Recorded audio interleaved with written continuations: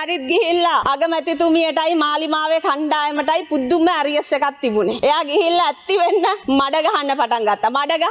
මඩ ගහලා බැරිම තැන ගිහිල්ලා කතරගම දේවාලේ පොල් ගහන්න ගත්තා. චරිත් ගහපු පොල් ගෙඩියේ ගෑනු ධම්මලා මාලිමාවේ ගෑනුන්ට ගහපු පොල් ගෙඩියේ එක බෑයක් ඇවිල්ලා චරිත්ගේ ඔළුවටම ආපහු පත බෑ වුණා. අර හොරන ඉන්න කාන්තාව ගෙන්නලා බැල්ලපිටිය හෝටලයකට අඬුවට එරෙහිව වොයිස් කට් දෙන්න තෙල් පෝලිම් මවලා ඒ පෝලිම් වල ඉඳලා මාධ්‍යවේදීන්ට ඒ වොයිස් කට් ගන්න කියලා වියදම් කරපු සල්ලිත් අර කියපු පාතාලෙන් ගත්ත අල්ලස්වල මුදල්ද කියලා අපි චරිත්ගෙන් අහන්න කැමතියි. විපක්ෂ නායකතුමා නොදැන වෙන්න බෑ. ඔහු මේ තරම් වරදකරුවෙකු වෙලා රටකින් පිටුහල් කරපු අයෙකු බව. මේ සාකච්ඡාව අතරතුර විපක්ෂයේ മന്ത്രിවරුන්ගේ නිරන්තරයෙන් ඇහුණ එක කතාවක් තිබුණා.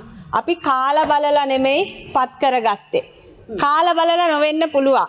හැබැයි එංගලන්තේ වරදකරුවෙක් වෙලා මුදල් විශුද්ධිකරණයේ යටතේ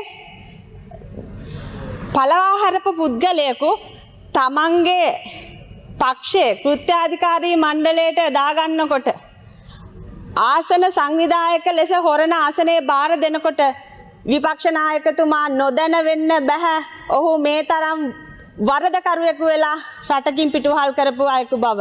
ඒ බව දැන කාලා බැලුවේ නැතුව ඇති. හැබැයි දැන පක්ෂ සුදුසුකම් සහිත පුද්ගලයෝ ඉඳිද්දි තමයි ඒ විපක්ෂ නායකතුමා ඒ චරිතයක් නැති පුද්ගලයෙක්ව තමන්ගේ පක්ෂයේ තනතුරු වලට යොදාගත්තේ. අපි විනය ගැන ඊයේ විපක්ෂ නායකතුමා කතා කරන්න පටන් ගත්තා. හැබැයි ඔබතුමා කතා කරපු විනය හවසට ඇවිල්ලා හොදලා දානවා බුද්ධික පතිරණ මහත්මයා. එතකොට එක පැත්තකින් ඒක සාධාරණීකරණය කරනවා, අනිත් පැත්තෙන් සුදුහුණු ගන්නවා. අපි මේ චරිත් අබේසිංහගෙන් අහන්න කැමතියි. ඔය සල්ලි හොයාගත්තේ අහිංසක අම්මා තාත්තගේ දරුවන්ගේ විස මද්‍රව්‍ය පොවලා ඒ පාතාලයට සම්බන්ධ වෙලා ඒ හොයාගත්ත මුදල් නේද අර හොරන ඉන්න කාන්තාව ගෙන්නලා බැල්ලපිටිය හෝටලයකට ආණ්ඩුවට එරෙහිව වොයිස් කට් දෙන්න වීඩියෝ ක්ලිප් හදන්න තෙල් පෝලිම් මවලා ඒ පෝලිම් වල ඉඳලා මාධ්‍යවේදීන්ට ඒ වොයිස් කට් ගන්න කියලා වියදම් කරපු සල්ලිත් අර කියපු පාතාලෙන් ගත්ත අල්ලස්වල මුදල්ද කියලා අපි චරිත්ගෙන් අහන්න කැමතියි. හොරන ඔයිට වඩා හොඳ එදා ඉඳලා දේශපාලනයේ නිරත වෙච්ච සංවිධායකවරු ඉන්නද්දි තමයි මේ විපක්ෂ නායකතුමා එයාව උඩින් බැස්සුවේ හොරන ආසනයේට. අපි ලැජ්ජ වෙනවා හොරනට මේ වගේ පාතාල අපරාධ සමග සම්බන්ධතා තියෙන මිනිස්සු ගෙනහලා තමන්ගේ පක්ෂවල තනතුරු දීම සම්බන්ධව.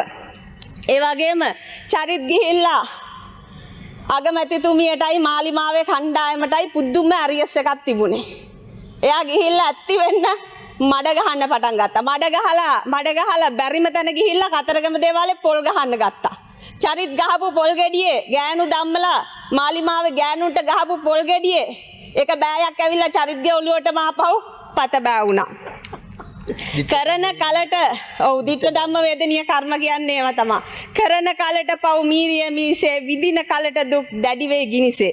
අද විපක්ෂයට වෙලා තියෙන්නේ ඒක තමයි. ගොනා පසුපස ගමන් කරන කරත්ත රෝදේ වගේ තමා කරපු පව් තමා පසුපස ගමන් කරමින් ඉන්නවා.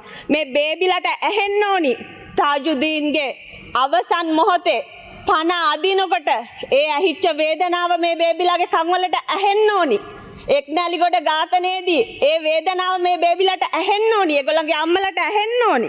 පාස්කෝට් ප්‍රහාරය පොලිටිකල් නැරටිව් එක හදනකොට ඒක ප්ලෑන් කරනකොට ඒකෙන් ඒ අහිංසක අම්මා තාත්තා දරුවෝ ආදරවන්තයෝ විදේශ රටවල් වලින් ආපු මිනිස්සු ඒගොල්ලන්ගේ විලාපේ මේගොල්ලන්ට රව් පිළිරව් දෙන්න ඕනි. ඒ විතරක් නෙමෙයි. අද ඒවා ප්ලෑන් කරපු අයගේ බිරින්දෑවරු අම්මලා ඉබාගාතේ ඇවිදිනවා. අද ඒගොල්ලන්ට ඒ පව් පටිසන් දීලා තියෙන්නේ. එදා පල්ලි ඇහුණ විලාපය අද මේගොල්ලන්ගේ ආත්මය ඇතුලේ දෝංකාර දෙන්න පටන් අරගෙන. ඒ වගේම එදා අපේ ආරක්ෂක අංශ පොලිසිය ගැන ජනතාවගේ විශ්වාසය බිඳිලා තිබුණේ. ඉස්සර මිනිස්සු ජාවාරම්කාරයින්ට බයයි.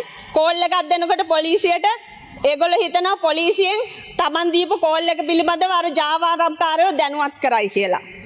හැබැයි දැන් අද වෙනකොට පොලිසිය පිළිබඳව තියච්ච විශ්වාස බංගත්වය නැති වෙලා ගිහිල්ලා තියෙනවා. අද පොලිසිය විශ්වාස කරන්න පටන් අරන්. ඉස්සර හැංගිලා ඉඳපු පොලිස්පතිවරු හොයන්න පොලිසියට යන්න සිද්ධ වුණා. පොලිසිය ගිහිල්ලා පොලිස්පතිව අත්අඩංගුවට ගත්ත රටක්. බන්ධනාගාරේ ප්‍රධානියා බන්ධනාගාරේ ගත්ත වෙලා ඉන්න රටක්. ආරඑම්බීගේ ප්‍රධානියා ඇතුලේ ඉන්න රටක්. පාස්පෝර්ට් ඔෆිස් එකේ ප්‍රධානියා ඇතුලේ මේ කරපු වංචා දූෂණ අල්ලස් මේ සියල්ලටම ගරු මන්ත්‍රීතුමිය තා විනාඩි 2ක් කාලයක් එහෙම රටක් තමයි අපි මේ විනයක් සහිත ශිෂ්ට සම්පන්න ලෙස පොහොසත් රටක් බවට පත් කරමින් යන ක්‍රියාන්විතිය ආරම්භ කළා ක්‍රියා කරගෙන යන්නේ. පොලිසිය ස්ථානාධිපතිවරු 180ක් දේශපාලන පත්වීම් මත පත් කරපු රටක් මේක. පොලිස්පති කියනවා දෙන්නයි මට පත් කරගන්න පුළුවන් වුණේ අනිත් ඔක්කොම දේශපාලන පත්වීම් කියලා.